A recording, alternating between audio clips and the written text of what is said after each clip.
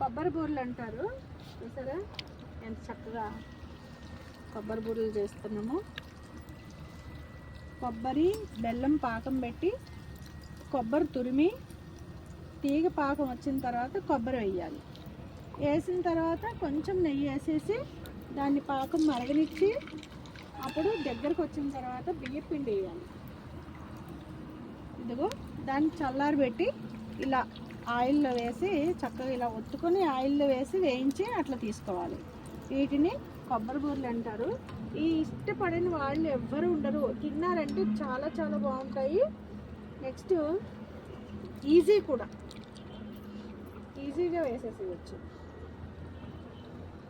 కొంచెం oil observe చేస్తుంది. కాకపోతే అరిసెలు అయితే వచ్చేస్తాము, ఆయిల్ అంతా తీసేస్తాము. వీటికి తీస్తే బాగుండదు. ఇవి ఓన్లీ కొంచెం ఆయిల్ పోయే వరకు దాంట్లో పెట్టుకోవాలి. పోయిన తర్వాత తీసుకోవాలి. వీటిని ఇట్లా వచ్చుకొని ఆయిల్లో వేసుకోండి. అంతే, కొబ్బరి బూరెలు రెడీ. టేస్టీ టేస్టీ కొబ్బరి బూరెలు రెడీ అయిపోయాయి. చూడండి, అయిపోయిందిగా మళ్ళీ.